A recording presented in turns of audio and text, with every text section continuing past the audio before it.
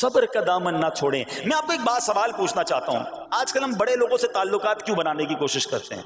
یار جب کوئی مشکل ٹائم آئے گا نا تو یہ بندہ کام آئے گا. یہ پیسے والا دوست ہے, یہ اس کے تعلقات بہت ہیں, اس کی گورنمنٹ میں بات ہے, اس کی وکیلوں میں بات ہے, 4-5 ایسے دوست ہونے چاہیے. یہ ڈاکٹروں کے اندر بڑی اچھی اس کی دوستی ہے, کوئی ڈاکٹر کا بھی کام آئے گا تو یہ بندہ کام آ جائے گا. ہم دنیا والوں سے تعلقات اس لیے بناتے ہیں تاکہ یار مصیبت آئے تو یہ بندہ کام آئے. اور نارملی اکثر ایسا ہوتا ہے کہ جس سے امید رکھی ہوتی ہے مصیبت کے وقت غائب ہو جاتا ہے. لیکن رب خود قرآن میں فرما رہا ہے ان اللہ مع الصابرین, صبر کر لو اللہ کی رحمت تمہارے ساتھ ہو جائے گی.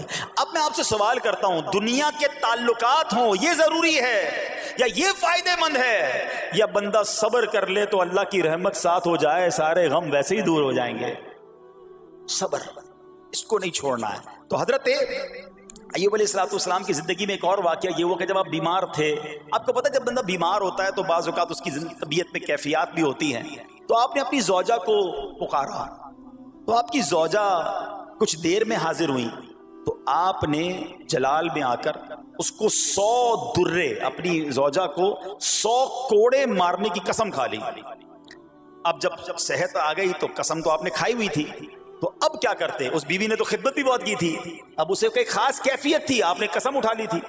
سبحان اللہ, ایوب علیہ السلام کو اللہ کریم نے قرآن میں کیا حکم دیا کہ اے ایوب آپ ایک یعنی 100 جس کو کہتے ہیں تنکے, 100 تنکوں والی جھاڑو لیں اور اس جھاڑو کو ایک مرتبہ اپنی بیوی کو مار دیجئے تو آپ کی قسم جو ہے وہ پوری ہو جائے گی. یعنی قسم کا کفارہ نہیں دینا ہوگا. اللہ اکبر. اللہ نے اس نبی علیہ السلام کی فرما بردار بیوی کی جو سزا تھی یا جو معاملہ تھا اس کو کتنا آسان فرما دیا. تو رب کریم نے قرآن مجید فرقان حمید میں اس کو کس طرح بیان فرمایا, وَخُذْ بِيَدِكَ ضِغْثًا فَاضْرِب بِهِ وَلَا تَحْنَثْ, فرمایا کہ اپنے ہاتھ میں ایک جھاڑو لے کر اسے مار دے اور قسم نہ توڑ. اِنَّا وَجَدْنَاهُ صَابِرًا, فرمایا ہم نے اسے صابر پایا. نعم العبد, کیا اچھا بندہ. اِنَّهُ اواب, بے شک وہ بہت رجوع لانے والا ہے. ارے آج دنیا کسی کو کہے یہ صبر والا ہے, حضرت ایوب کی شان دیکھو کہ رب فرما رہا ہے قرآن میں اِنَّا وَجَدْنَاهُ صَابِرًا, اور ہم نے ایوب کو صبر کرنے والا پایا, صابر پایا. اللہ حضرت ایوب کے صبر کے صدقے ہمیں بھی صابرین میں شامل فرما لے. اللہ اکبر, سبحان اللہ. اور رب کریم نے جو اواب فرمایا, علماء کہتے ہیں کہ یہ اواب کے لاجواب خطاب کو جو آپ کے سر مبارک پر ایک تاج کی طرح رکھ دیا گیا, کیونکہ اواب کے معنی کیا ہے؟ انہو اواب, بے شک وہ بہت رجوع لانے والا ہے. اللہ اکبر. صبر کیا تو رب نے کیسے کیسے القاب جو ہیں وہ قرآن میں عطا فرمائے. یہاں ایک اور بات بھی سیکھنے والی ہے کہ حضرت ایوب علیہ السلام کے صبر کا کمال یہ ہے کہ قرآن میں ذکر آ گیا. آپ صبح قیامت تک حافظ تلاوت کریں گے, تراویح میں قرآن پڑھا جائے گا, جب بھی قرآن کی تلاوت دنیا کے کونے کونے میں کی جائے گی, قیامت تک حضرت ایوب کے صبر کا ذکر ہوتا رہے گا. جب آپ صبر کرتے ہیں اللہ رسول کو راضی کر لیتے ہیں, اللہ ان ناموں کو بلند فرما دیتا ہے. بہرحال میرے پیارے اسلامی بھائیوں, اب یہاں تھوڑا سا ایک شرعی مسئلہ بھی سمجھ لیں. بعض اوقات ہے کہ آپ لفظ سنتے ہیں ہیلا. اچھا, کچھ لوگ جب یہ لفظ ہیلا سنتے ہیں تو کنفیوز ہو جاتے ہیں, یار یہ کیا, ایک کام کرنا تھا اس کو ایک اور طریقے سے کر دیا, ہمیں سمجھ نہیں آ رہا. عجیب عجیب سی لوگ باتیں کرتے ہیں. سبحان اللہ. علماء فرماتے ہیں پہلے ہیلے کا مسئلہ سمجھ لیں. فتاوی عالمگیری میں ہے جو ہیلا کسی کا حق مارنے یا اس میں شبہ پیدا کرنے یا باطل ذریعے سے فریب دینے کے لیے کیا جائے وہ مکروہ ہے, اور جو ہیلا اس لیے کیا جائے کہ آدمی حرام سے بچ جائے یا حلال کو حاصل کر لے وہ اچھا ہے. انما الاعمال بالنیات, غلط نیت سے ہیلا کہ کسی کا حق دبا لوں یا معاذ اللہ زکوٰۃ ادا ہی نہ کرنی پڑے, تو اللہ کو کوئی دھوکہ نہیں دے سکتا. اللہ دیکھ رہا ہے کہ اس کی نیت کیا ہے. لیکن ہیلا اس لیے ہے کہ حرام سے بچ جائے, حلال حاصل کر لیا جائے. تو اس کی جو جواز کی صورتیں ہیں علماء نے فرمایا یہ آیت اس میں دلیل ہے. اور آیت کیا تھی؟ وَخُذْ بِيَدِكَ ضِغْثًا فَاضْرِب بِهِ وَلَا تَحْنَثْ, اور فرمایا اپنے ہاتھ سے ایک جھاڑو لے کر اسے مار دو اور قسم نہ توڑو. قسم تو 100 کوڑے مارنے کی تھی, اللہ کریم نے آسانی کا راستہ بتایا. ہاں ایک بات یاد رہے, یہ بڑی امپورٹنٹ بات کرنے جا رہا ہوں کہ مفتیان کرام قابل اعتماد مفتیان کرام سے رہنمائی لے کر ہم جیسے لوگوں کو، عوام الناس کو کوئی ہیلا اپنے طور پہ نہیں کر لینا چاہیے. ہاں، کیونکہ بعض ہیلوں کی شرعی طور پر اجازت نہیں ہوتی، اور بعض اوقات ہیلا کرنے میں ایسی غلطی لوگ کر جاتے ہیں جن کی وجہ سے ہیلا ہوتا ہی نہیں ہے. تو یہاں صرف آپ کو دلیل بتانا تھا. باقی اگر کسی قسم کا کوئی شرعی ہیلا کرنا ہے تو قابل اعتماد مفتیان کرام سے رجوع کیا جائے. سبحان اللہ. اب حضرت ایوب علیہ السلام کے صبر کی بات ہوئی ہے نا، اللہ نے پتہ ہے آپ کو کتنا مقام عطا فرمایا کہ نبی کریم صلی اللہ تعالی علیہ وآلہ وسلم نے ارشاد فرمایا حضرت ایوب لوگوں میں سب سے بڑھ کر عالم، صابر اور غصہ پینے والے تھے. حضرت ابن مسعود رضی اللہ تعالیٰ عنہ سے مروی ہے کہ حضرت ایوب علیہ السلام قیامت کے دن صبر کرنے والوں کے سردار ہوں گے. ہاں، صبر کرنے والوں کے بھی سردار ہوں گے. اچھا، بعض اوقات ہوتا کیا ہے، اچانک کوئی پرابلم آ گئی، کہیں آگ لگ گئی، گاڑی میں نقصان ہو گیا، پیسے چوری ہو گئے، موبائل چوری ہو گیا، کوئی چیز میں نقصان ہو گیا، کاروبار میں نقصان ہو گیا، صحت خراب ہوئی.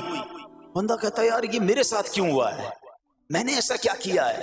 بعض اوقات زبان سے شکوے، شکایت، حالانکہ قرآن مجید فرقان حمید نے تو پہلے ہی ہمیں بتا دیا ہے. ہمارا پرابلم پتہ ہی کیا ہے، ہم بہت ساری باتیں جانتے ہیں دنیا کی، قرآن و حدیث پڑھتے نہیں ہیں تو مینٹلی پریپیئرڈ نہیں رہتے. آپ کو پہلے ہی پتا ہو کہ یار گرمیاں آنے والی ہیں، تو اچانک گرمیاں آئیں گی تو پریشان نہیں ہوں گے نا. آپ کو پتا تھا جون جولائی میں گرمیاں ہوتی ہیں، بھائی سردیاں نہیں ہوتی. آپ پنکھا بھی تیار رکھتے ہیں، ٹھنڈا پانی کا انتظام بھی رکھتے ہیں، گرمی کے وقت باہر کم نکلتے ہیں. اور سردیاں آتی ہیں آپ کو پہلے ہی پتا ہوتا ہے، اب رضائی تیار کر لیتے ہیں، سویٹر نکال لیتے ہیں. ایسا نہیں ہوتا کہ صبح اٹھتے تو 40 ڈگری ہوتا ہے، دوسرے دن اٹھتے تو 5 ڈگری ہوتا ہے. بندہ کہ یار آج ٹھنڈ کیوں ہو گئی، کل گرمی کیوں ہو گئی. مینٹلی پریپیئرڈ جب بندہ ہوتا ہے تو وہ تیار ہوتا ہے. اگر جو قرآن پڑھنے والا ہے، حدیث پڑھنے والا ہے، اس کو تو پہلے ہی مینٹلی پریپیئرڈ ہونا ہے. کیوں؟ قرآن کا وعدہ ہے نا، قرآن کا اعلان سنو. اللہ کریم قرآن مجید میں کیا ارشاد فرماتا ہے، بسم اللہ الرحمن الرحیم وَلَنَبْلُوَنَّكُمْ بِشَيْءٍ مِّنَ الْخَوْفِ وَالْجُوعِ وَنَقْصٍ مِّنَ الْأَمْوَالِ وَالْأَنفُسِ وَالثَّمَرَاتِ وَبَشِّرِ الصَّابِرِينَ. اور ضرور ہم تمہیں آزمائیں گے. کیا فرمایا؟ ضرور آزمائیں گے، تیار رہو. there is examination. اچھا، آزمائش کن کی چیزوں کی ہوگی؟ سبحان اللہ، قرآن نے لسٹ بھی دے دی ہے کہ آزمائش کیا ہوگی. فرمایا کچھ ڈر سے، اچانک خوف آ جاتا ہے نا، کوئی دشمن آ جاتا ہے، کوئی دھمکی دے رہا ہوتا ہے، اچانک حالات خراب ہو جاتے ہیں، دل میں خوف بیٹھ جاتا ہے. پھر فرمایا بھوک سے، مال کم ہو گیا، تنگی آ گئی تو بھوک سے. پھر فرمایا کچھ مالوں اور جانوں اور پھلوں کی کمی سے. کبھی کاروبار میں نقصان ہوگا، کبھی کسی کے باغات ہے تو باغ فصل اجڑ سکتی ہے، آپ کو کوئی نقصان ہو سکتا ہے، کسی جگہ آگ لگ سکتی ہے، اور جانوں کی کمی سے بیماری بھی آ سکتی ہے.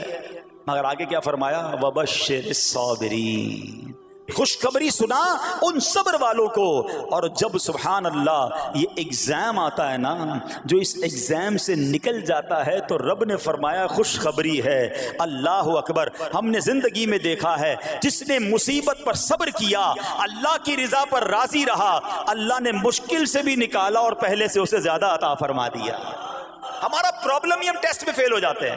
جیسے ہی امتحان شروع ہوا، واویلا شروع، شور شروع، شکوے شروع. سب کو بتانا، حالانکہ کر کوئی نہیں سکتا لیکن سب کو بتائیں گے. نہ کرو ایسا. میں جانوں، میرا رب جانے، مجھے کیوں کسی کو بتانا ہے. ہاں، وہ کریم ہے، وہ دیکھ رہا ہے کہ میرا بندہ صبر کر رہا ہے. سبحان اللہ. حضرت سیدنا امام ابو جعفر محمد بن جریر طبری تفسیر طبری میں اس آیت مبارک کے تحت فرماتے ہیں، یعنی ہم تمہیں دشمن کے خوف، قحط سالی، شدید بھوک و فقر و فاقہ، فصلوں کی کمی، مقاصد کے حصول میں مشکلات، کفار سے جنگ کے دوران افرادی قوت میں کمی اور اہل و عیال کی موت وغیرہ کے ذریعے آزمائیں گے. اور یہ سب چیزیں بطور امتحان ہوں گی تاکہ تمہارے سچے جھوٹوں سے اور اہل بصیرت منافقوں سے جدا ہو جائیں. یعنی اس ٹیسٹ میں پتا چل جائے گا کون اللہ والا ہے، کون صبر والا ہے، کون اللہ کی رضا پر راضی رہنے والا ہے. سنو سنو، جب یہ تکلیف آتی ہے نا تو اس کا پھر اجر کتنا ملتا ہے. شہنشاہ نبوت، مخزن جود و سخاوت صلی اللہ تعالی علیہ وسلم نے ارشاد فرمایا، جو دنیا میں ہی اپنی ہر خواہش کی تکمیل کر لے تو یہ چیز آخرت میں اس کے اور اس کی خواہش کے درمیان آڑ اور پردہ بن جائے گی، اور جو مالداروں کی زینت کی طرف اپنی نگاہیں دراز کرے تو وہ آسمان والوں کے سامنے بے عزت ہو جاتا ہے، اور جو شدید بھوک پر صبر کرے اللہ عز و جل اس کو جنت الفردوس میں جہاں چاہے گا ٹھکانہ عطا فرمائے گا۔ ہاں، ہر چیز پوری ہو جائے، جو چاہیے وہ مل جائے، یہ نہیں ہونا چاہیے۔ کچھ نہ کچھ آزمائشیں آئیں گی، اور اگر سب ادھر مل گیا تو ادھر پھر کیا ملے گا؟ ہم اللہ سے یہ دعا کرتے ہیں کہ ادھر بھی عطا فرمائے، ادھر بھی محروم نہ کرے۔ ہاں، ہمیں ڈرتے بھی رہنا چاہیے کہ یار میں جو مانگتا ہوں ادھر مل جاتا ہے، کہیں وہاں محروم نہ رہ جاؤں۔ تو آزمائش آئے تو صبر کرنا چاہیے، اللہ کی رضا کے طور پہ زندگی گزارنی چاہیے۔ ایک بار نبی پاک علیہ الصلوۃ والسلام انصار کے پاس تشریف لے گئے تو فرمایا کیا تم مومن ہو؟ بڑا کمال کا سوال جواب ہے، ذرا غور کیجئے گا۔ ہمارے پاس بھی کوئی آ کر کہے کہ کیا تم مومن ہو تو ہم کیا جواب دیں گے؟ صحابہ خاموش رہے۔ سیدنا فاروق اعظم نے کہا حضور ہاں ہم مومن ہیں۔ شاید ہمارا بھی جواب یہی ہوگا ہم مومن ہیں، مگر اگلا سوال سنو نبی پاک علیہ الصلوۃ والسلام کا۔ فرمایا کہ اگر تم مومن ہو تو تمہارے ایمان کی علامت کیا ہے؟ ہاں، اب ہم سے کوئی یہ سوال کرے تو ہم جواب کیسے دیں گے؟ بھائی تم کہہ رہے ہو مومن ہیں، واٹ از دا سمٹمز؟ کوئی نشانی، کوئی علامت تو بتاؤ نا۔ اب یہ سوال کرنے والے کون ہیں؟ پیارے آقا صلی اللہ تعالی علیہ وآلہ وسلم۔ صحابہ سامنے بیٹھے ہیں، ارشاد فرمایا مومن ہو تو علامت کیا ہے؟ تو کیا شاندار جواب دیا کہ صحابہ کرام نے کہ ہم جب فراخی کی حالت ہوتی ہے نا، آسانی ہوتی ہے تو ہم شکر ادا کرتے ہیں، جب آزمائش آتا ہے، کوئی پرابلم آتی ہے، ہم صبر کرتے ہیں اور اللہ کے فیصلے پر راضی رہتے ہیں۔ نبی اکرم علیہ الصلوۃ والسلام نے جواب میں کیا فرمایا؟ رب کعبہ کی قسم تم مومن ہو۔ تو پتہ یہ چلا کہ مومن ہونے کی نشانی یہ ہے کہ جب اچھے دن آئیں تو شکر کرے، اور مشکل کے دن آئیں تو اللہ کی رضا پر، اللہ کے فیصلوں پر راضی رہے، صبر کرے۔ اب آؤ سوال کرتے ہیں، اچھے دن آتے تو ہم کیا کرتے ہیں؟ ارے بھائی میں تو انتظار میں تھا، تھوڑے پیسے آئیں تو فلاں عیاشی کروں، فلاں گناہ کروں، تھوڑے پیسے تھے تو وہ کام ہی نہیں کر پا رہا تھا، اب تو موقع لگا ہے، اب تو دن آئے ہیں۔ معاذ اللہ، جس کو اللہ نعمتیں دیتا ہے، فراخی دیتا ہے، تو وہ اللہ کی نافرمانی میں لگ جاتا ہے، اور جب اس کو کوئی آزمائش بھیجتا ہے تو وہ ناشکری کہہ کر، بلکہ بعض اوقات تو کفریہ کلمات منہ سے نکال کر ایمان سے بھی ہاتھ دھو بیٹھتا ہے۔ ایسا نہیں ہونا چاہیے۔ عقل مند وہ ہے، یاد رکھنا کہ رب جتنی عطائیں بڑھائے ہم اتنے سجدے بڑھائیں، ہم اتنے صدقے بڑھائیں۔ دیکھو نا دنیا میں کیا ہوتا ہے، آپ کو کوئی تحفہ دے، آپ کیا کہتے ہیں؟ شکریہ، جزاک اللہ۔ دوبارہ تحفہ دے، آپ کہتے ہیں بہت مہربانی۔ تیسری بار دے، بندہ کہ یار یہ تو مجھ پر کتنا مہربان ہے۔ اتنی مہربانیاں، ناراض نہیں ہونا چاہیے۔ جو تمہیں دنیا میں 2-4 تحفے دے دے، تم اسے ناراض نہیں کرنا چاہتے۔ جب سے میں پیدا ہوا، جب سے وہ نواز رہا ہے، وہ ناراض نہ ہو جائے اس کا کوئی خیال نہیں، وہ دیے جا رہا ہے۔ ہم تو دیکھتے ہیں نا، بندہ غریب ہوتا ہے، تھوڑے گناہ، جیسے جیسے امیر ہوتا گیا اس کے پر پرزے نکلنا شروع ہو جاتے ہیں، مسجد سے دور، نمازوں سے دور، معاذ اللہ حرام کاموں میں پڑ جاتا ہے۔ ارے اللہ کے بندے، تجھے رب نواز رہا ہے، تیرے تو سجدے بڑھنے چاہیے تھے۔ لیکن ہوتا کیا ہے، وہ عطائیں بڑھاتا ہے، لوگ خطائیں بڑھاتے ہیں۔ نہ کرو ایسا۔ جب فراخی ہو، جب اللہ کی طرف سے آسانی ہو تو شکر ہو، اور جب آزمائش آئے تو صبر ہو۔ یہی مومن کی نشانی ہے، اور اللہ سے دعا کرتے ہیں کہ اللہ کریم ہمیں اپنے شکر گزار اور صبر کرنے والے بندوں میں شامل فرما لے۔ اور یقین کریں صبر کا جو پھل ہے نا، وہ کہتے ہیں نا صبر کا پھل میٹھا، او ہو بالکل ٹھیک کہا، بلکہ بہت میٹھا ہے۔ سنو، اللہ عز و جل فرماتا ہے کہ جب میں کسی بندے کو بیماری میں مبتلا کروں، ہو سکتا ہے یہاں بھی میرا کوئی بھائی بیمار بیٹھا ہو، مدنی چینل کے ناظرین میں سے کوئی بیمار بیٹھا ہو، دیکھو بیماری آئے نا، شکوہ مت کرنا، صبر کرنا۔ فضیلت سنو، حدیث قدسی ہے، اللہ فرماتا ہے جب میں اپنے کسی بندے کو بیماری میں مبتلا کروں اور وہ اس پر صبر کرے، کسی سے شکایت نہ کرے، تو میں اس کے گوشت کو اچھے گوشت سے اور اس کے خون کو اچھے خون سے بدل دیتا ہوں۔ پھر اگر اسے شفا دیتا ہوں تو ایسی شفا دیتا ہوں کہ اس کے نامہ اعمال میں کوئی گناہ نہیں رہتا، اور اگر میں اسے دنیا سے اٹھا لوں تو اسے اپنی رحمت کاملہ کے سائے میں لے جاتا ہوں۔ ارے کمال ہو گیا، بیماری آئی، بیماری جب جاتی ہے تو گناہوں سے بھی پاک کر کے جاتی ہے۔ صرف ایک ہی تو کنڈیشن ہے، صبر کرنا. بیماری آئی صبر کرنا.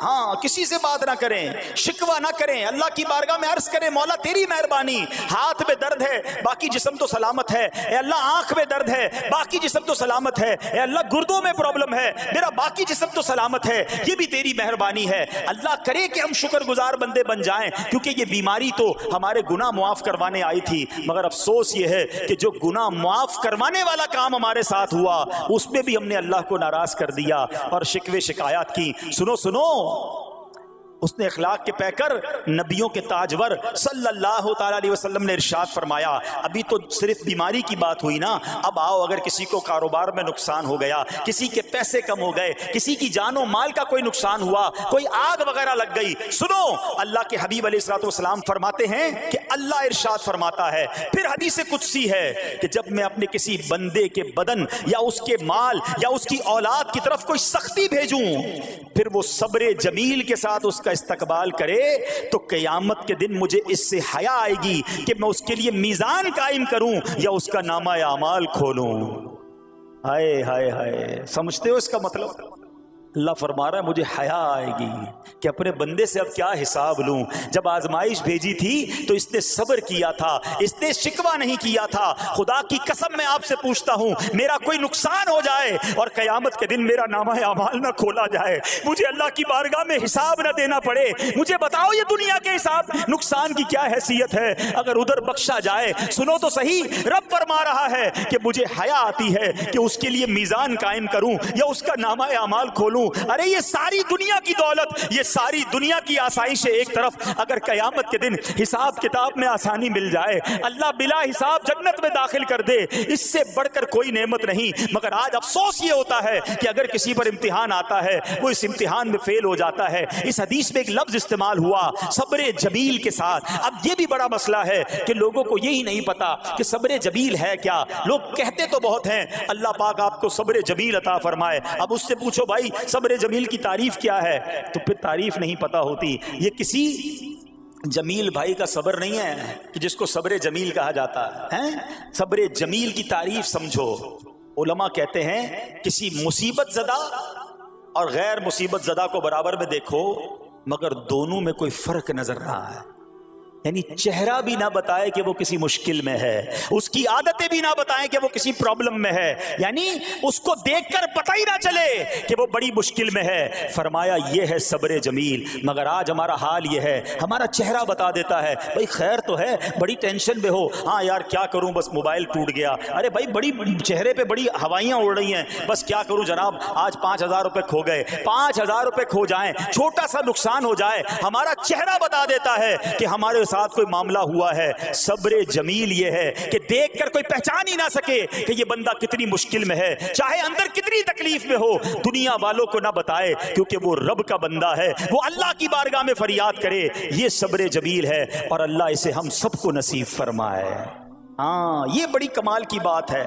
ہم کیا کرتے ہیں سارے جہان کو بتاتے ہیں، اچھا پھر آخر میں لوگ کہتے بھی ہیں جب پورے محلے کو بتا دیا نا پھر اس کے بعد کہتے ہیں بس کیا کریں بھائی صبر ہی کر رہے ہیں. اب آپ صبر نہیں کر رہے حضرت، ہاں آپ کا صبر چلا گیا، آپ نے ساری دنیا کو تو بتا دیا. صبر یہ ہے کہ صبر پہلے صدمے پر ہوتا ہے. جیسے ہی آپ کو کوئی صدمہ لگا نا اب آپ جانے رب جانے، نہ بتائیں کسی کو، ٹھیک ہے وہ الگ بات ہے آپ کسی کو دعا کے لیے کہہ دیں، لیکن بڑا نقصان ہو گیا، بڑی مشکل ہو گئی، بڑی پریشانی ہو گئی، اس سے حل تو کوئی نہیں ہونا. اچھا ہمارا ماجرا ایک اور بھی بڑا عجیب ہے، مشکل ہو جائے تو سب کو بتاتے ہیں، آسانی ہو جائے تو پھر کسی کو نہیں بتاتے. 5,000 کا نقصان سارے محلے کو پتا ہے، 50,000 کا فائدہ ہوا پھر کسی کو بتایا آپ نے؟ نہیں یار بتاؤں گا تو نظر لگ جائے گی. گھر والوں کو تو بالکل بھی نہیں بتاؤں گا، خرچہ بڑھا دیں گے. گھر والوں کو ساری ٹینشن کی خبریں جا کے دے رہے ہوتے ہیں، مارکیٹ میں بڑا نقصان ہو گیا، آج بڑا مندہ ہے، ارے بھائی کاروبار بالکل نہیں ہے، تاکہ گھر والوں کا خرچہ روک سکے.